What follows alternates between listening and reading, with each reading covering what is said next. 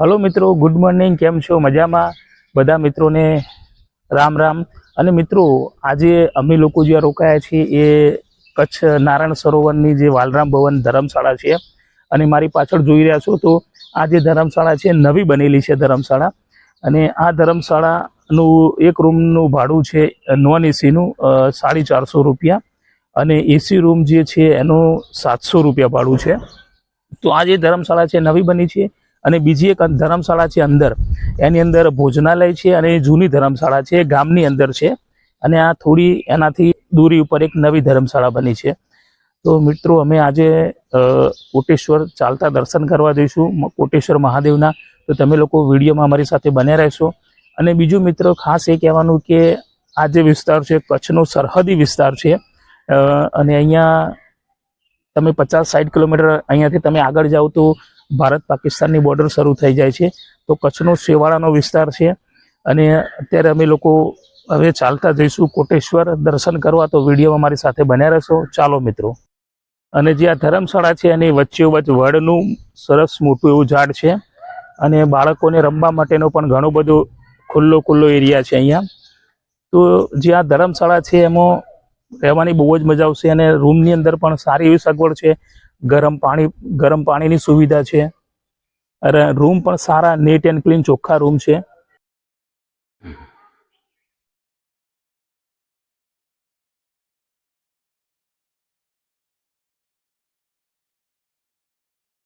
અને જે સામે ગેટ છે એ ગેટ એનો એન્ટ્રી પોઈન્ટ છે। એ ગેટની બાજુમાં જ અહીંયા કાર્યાલય છે। तो त्या तमे आवीने रूम बुक करावी अने तमे अहींया रोकाई शको छो। तो मित्रों, हवे अमे जईशुं कोटेश्वर अने कोटेश्वर अहींयाथी 2 किलोमीटर छे। तो अमे 2 किलोमीटर चालता जवाना छीए।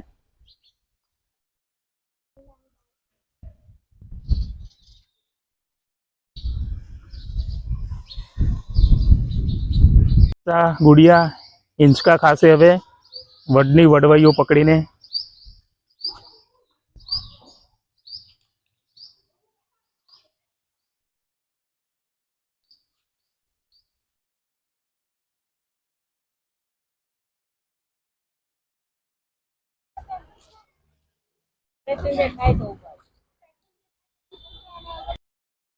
नारायण सरोवर पोलीस स्टेशन है अने अमे लोग अहींयाथी चालता चालता जईशुं।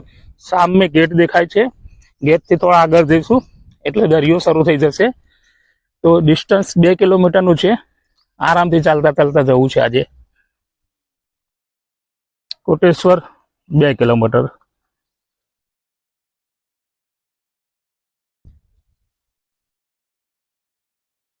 अने नारायण सरोवर लखपत।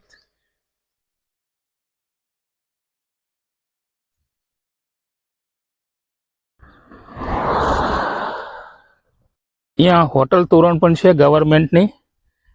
सामे टूरिस्ट कॉम्प्लेक्स छे जे तीर्थ करवा यात्रा माटे जे धार्मिक स्थळे। तो अहींया રહેવા જમવાની પણ સગવડ છે। જે સામે તોરણ હોટલ છે।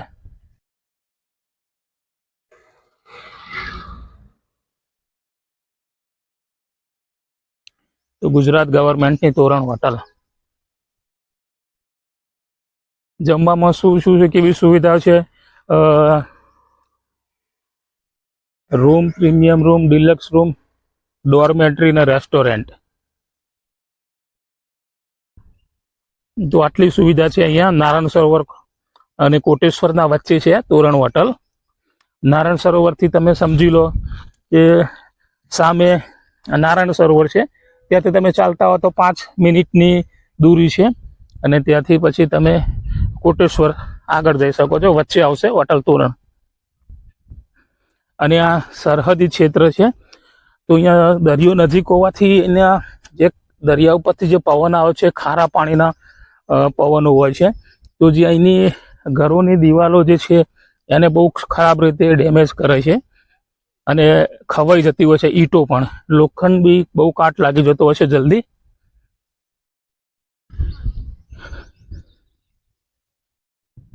अने अहींया एक अंबे मातानुं मंदिर छे।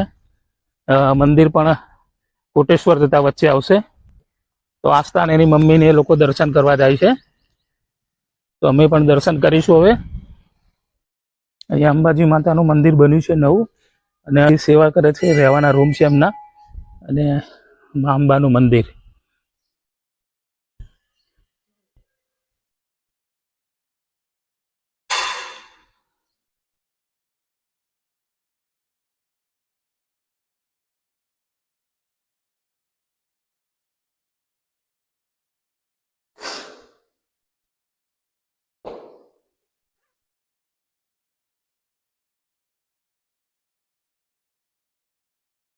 એટલે એ વાંચી ન જાય લઈ લે એટલે વાંચવાનું લઈ લે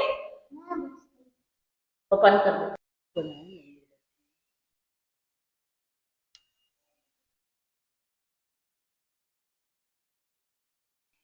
કોટેશ્વર જતા રસ્તામાં જ છે આ પણ મંદિર. છેલ્લા 2 વર્ષ થયા બને. નારાયણ સરોવરથી ચાલતા આવીએ ત્યારે એક બીજું મંદિર પણ અમને રસ્તામાં મળ્યું, ઝૂલેલાલ તીર્થધામ. સવારે 7 થી સાંજે 8 વાગ્યા સુધી ખુલ્લું હોય છે. તો સામે નારાયણ સરોવર છે, ત્યાંથી તમે ચાલતા હો તો અંબાજી માતાનું મંદિર છે, એની બાજુમાં ઝૂલેલાલનું મંદિર છે, અને આ સામે ઝૂલેલાલ મંદિર છે. તો ત્યાં એનું કન્સ્ટ્રક્શન કામ ચાલુ છે.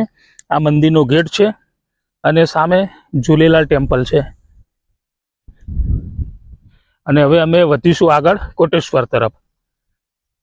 અને રસ્તાની આજુબાજુમાં કાંટાવાળી ઝાડીઓ છે બધી, ખારાશના લીધે. અહીંયા દરિયાનું પાણી છે ખારું, એના હિસાબથી અહીંયા બધી કાંટાળી ઝાડીઓ છે આજુબાજુમાં.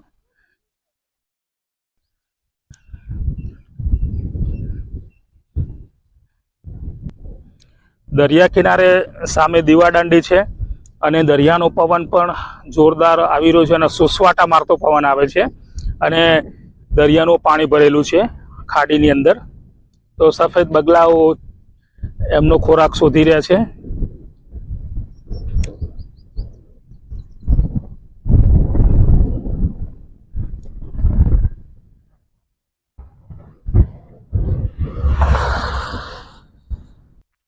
તમે ચાલતા જાઓ ત્યારે તમને રસ્તામાં આવી જગ્યા પણ મળશે, જ્યાં બેસવાની જગ્યા બનાવી છે, જે યાત્રાળુ અહીંયા ફરવા માટે આવતા હોય છે. તો બેસવાની સગવડ બનાવી છે ચાલતા જાઓ ત્યારે. સફેદ બગલા ચારો એમનો ખોરાક શોધી રહ્યા છે પાણીની અંદર, અને પવન સરસ સુસવાટા મારતો અવાજ કરી રહ્યો છે. તો તમને રસ્તામાં આવું બી કુદરતી નજારો જોવા મળશે તમે ચાલતા જાઓ ત્યારે. તો દરિયાઈ જે ક્ષેત્ર છે ત્યાં પણ સરસ કંઈક આ રીતે સુંદર સુંદર નજારા તમને જોવા મળતા હોય છે. ગેટની સામે એક કમલાદેવી મંદિર છે.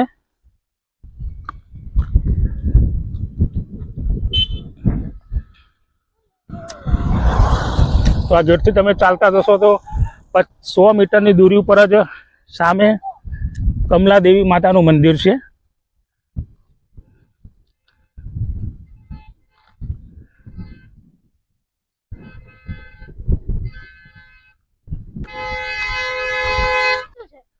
સરહદી વિસ્તાર, દરિયો, હવે દરિયાનો વિસ્તાર, દરિયાઈ પટ્ટી શરૂ થઈ ગઈ છે. તો અમે કોટેશ્વર પહોંચી ગયા છીએ, અને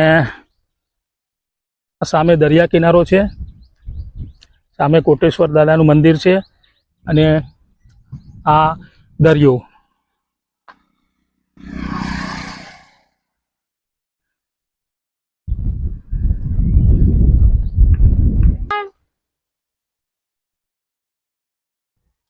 આ કોટેશ્વર મહાદેવનું મંદિર છે, અને અહીંયા ખાણીપીણીના ઘણા સ્ટોલ લાગેલા છે.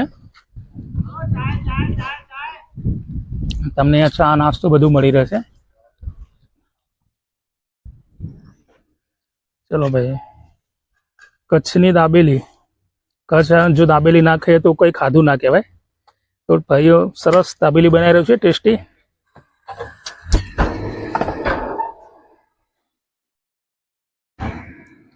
કચ્છી દાબેલી ખાવી પણ કચ્છમાં આવે ત્યારે બહુ જરૂરી છે. એનો taste mind blowing, excellent taste હોય છે એનો. અહીંયા બોટ લાગેલી છે દરિયા કિનારે, પણ પાણી અંદર છે એટલે બોટો ખાલી જમીન ઉપર જ બાંધેલી હાલતમાં પડી છે. પાણી થોડું દૂર જતું રહ્યું છે. જ્યારે પાણી આવે ત્યારે બોટ તરવા લાગે એટલે આ લોકો પછી બોટને દરિયામાં લઈ જતા હોય છે.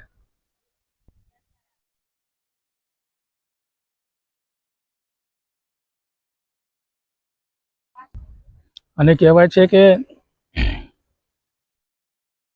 તમે અહીંયાથી જાઓ ત્યારે 50-60 કિલોમીટરની દૂરી ઉપર જ આગળ પાકિસ્તાનની બોર્ડર ચાલુ થાય છે. તો આ સરહદી સીમાનું ક્ષેત્ર છે, બોર્ડર ક્ષેત્રનું. અને સામેથી પાકિસ્તાનની નથી. એવું પણ કહેવાય છે કે રાત્રે કરાચીની લાઇટો દેખાય છે, એવું લોકોના મુખે સાંભળેલું છે. અને અહીંયા સામે અહીંયા BSF કેમ્પ પણ છે અને એનો ડ્રોન સતત વોચ રાખી રહ્યું છે મુવમેન્ટ ગતિવિધિઓ પર. તો આ નારાયણ સરોવર સરહદી ક્ષેત્ર છે અને સેન્સિટિવ ક્ષેત્ર પણ છે અને એક ધાર્મિક સ્થળ પણ છે. તો BSF એનું કામ કરતી હોય છે અને અહીંયા ટુરિસ્ટો ધાર્મિક સ્થળે ફરવા આવતા હોય છે.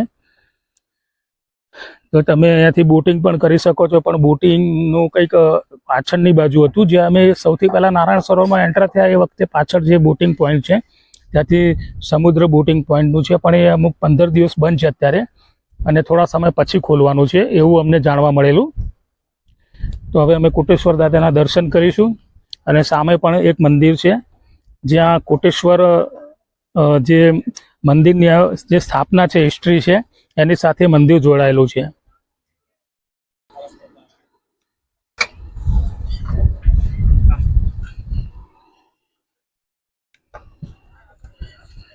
કચ્છની દાબેલીનો ટેસ્ટ બહુ સુપર છે. એક દાબેલી ખાધી તો ફરી બીજી દાબેલી ખાવાનું મન થઈ ગયું છે. કચ્છમાં એ ત્યારે દાબેલી અચૂક ખાવાનું મન થાય, કારણ કે આનો ઓરિજિનલ ટેસ્ટ અહીંયા કચ્છમાં જ મળે. આના સિવાય બીજે ક્યાં ટેસ્ટ મળતો નથી. તો અમારી આસ્થા ગુડિયા દાબેલી ખાધી. કેવી લાગી બેટા દાબેલી? બીજી બનાવડાવી જો. સામે જવાનો રસ્તો છે કોટેશ્વર મહાદેવ.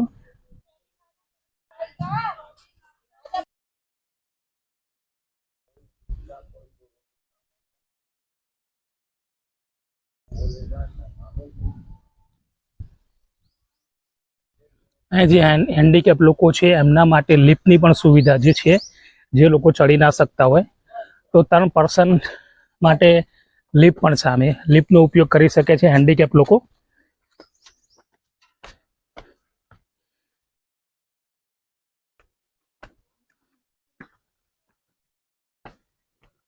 કોટેશ્વર મંદિરે દર્શન કરાવો તો સૌથી પહેલાં તમને આ રીતે પીંપળા દેવના દર્શન થશે તમે જેવા જ એન્ટર થાવ છો તો.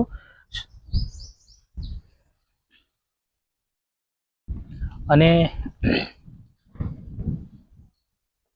બાજુમાં છે દેવી માતાનું મંદિર અને કોટેશ્વર તીર્થધામને લગતી ગુરુજીની ગાદી છે સામે.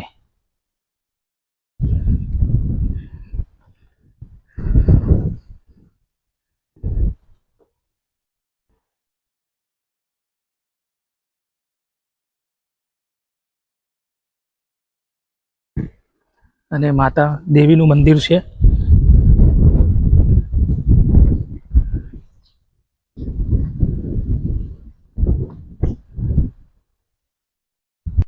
આ રીતે સરસ બેસવા માટે બોકડાની પણ સગવડ છે અને સામે દરિયો છે. અને નીચેનો એક નજારો આ રીતે છે.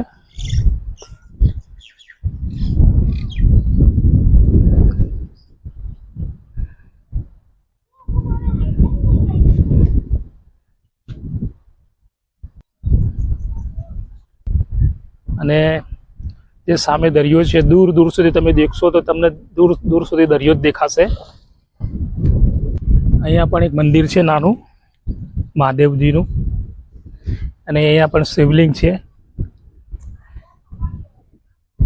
અને સામે પણ આ મહાદેવનું મંદિર છે.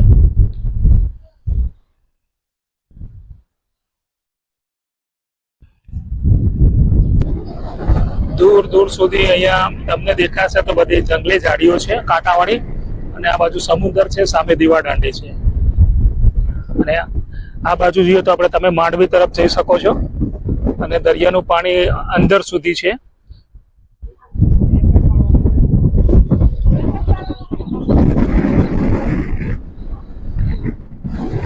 અને સામે બીએસએફનો એરિયા છે, જ્યાં મંદિર છે એનાથી અહીંયાથી લઈને આ બધો બીએસએફનો એરિયા છે.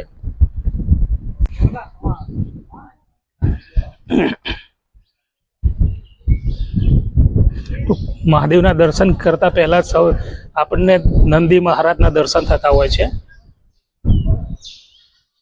જે નંદી મહારાજ બિરાજમાન છે અને અહીંયા ગણપતિ શ્રી હનુમાન દાદા,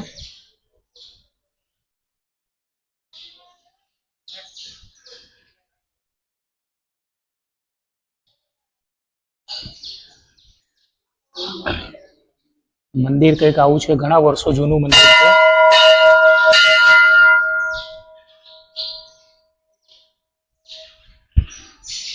ને કછુઆજી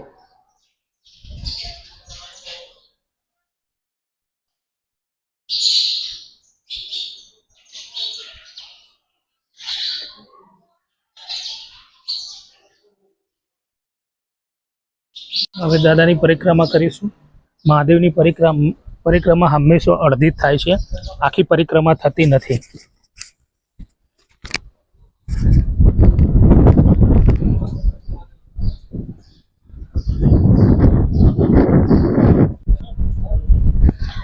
કચ્છના લખપત તાલુકામાં સમુદ્ર કિનારે આવેલું કોટેશ્વર મહાદેવનું મંદિર પૌરાણિક કથાઓ અને ભક્તિ સાથે જોડાયેલું એક પ્રખ્યાત હિન્દુ તીર્થ સ્થાન છે, જેનું નામ રાવણની કથા અને અસંખ્ય શિવલિંગો પર પડ્યું છે.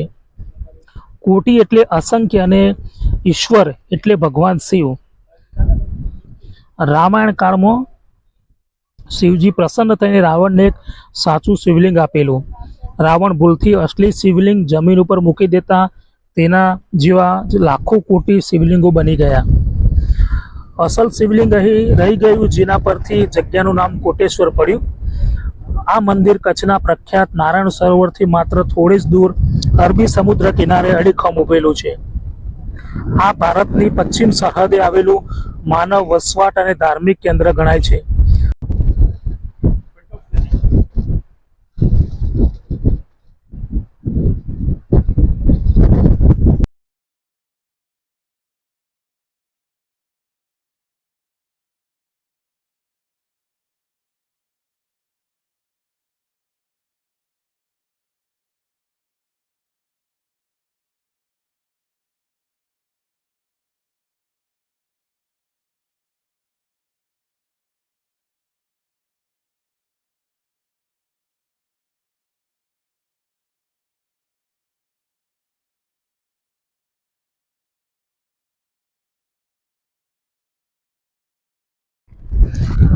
અહીંયા દરિયાની લહેરો મંદિરના કિનારાને સ્પર્શે છે, જે દર્શનાર્થીઓ માટે ખૂબ જ આકર્ષણ અને શાંતિદાયક સ્થળ છે. સરસ બનાવેલી છે.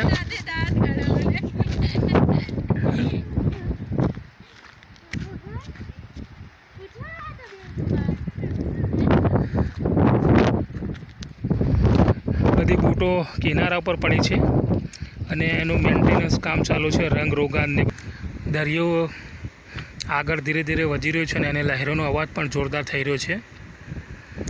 અને બસ હવે અમે અહીંયાથી આગળ નહીં જઈ શકીએ. સામે બીએસએફનું છે એટલે એનાથી આગળ જઈ શકાતું નથી. અને જ્યાં ગાય કાદવ કિચડમાં ફસાઈ ગઈ હતી અને જે રાવણ ગાયને બહાર કાઢવા માટે આકાશ માર્ગેથી જે નીચે ઉતરેલા એ આ જગ્યા છે.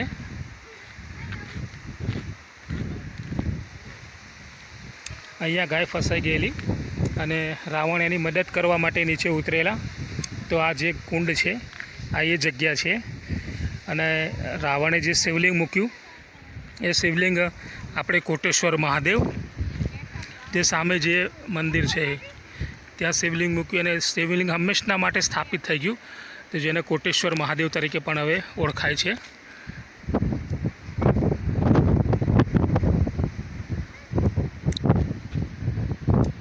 તો આ છે લખપત અને કચ્છ જિલ્લાનો સમુદ્ર વિસ્તાર.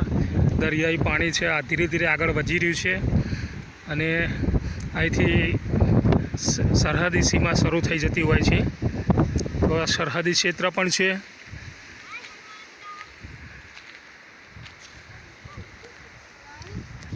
તો મિત્રો આપણે કોટેશ્વર દાદાના દર્શન કર્યા. આપને ખાસ વિનંતી કે વિડીયો કેવો લાગ્યો પ્લીઝ કોમેન્ટમાં જરૂરથી જણાવશો. અને આપના સાથ સહકારથી, આપની મદદથી અને આપના સપોર્ટથી હું સારામાં સારા વિડીયો બનાવું. તો આપનો સાથ સહકાર ખૂબ મારા માટે મહત્ત્વનો છે. તો પ્લીઝ હંમેશના માટે આપનો સાથ સહકાર મળતો રહે એવી આપને વિનંતી. હર હર મહાદેવ.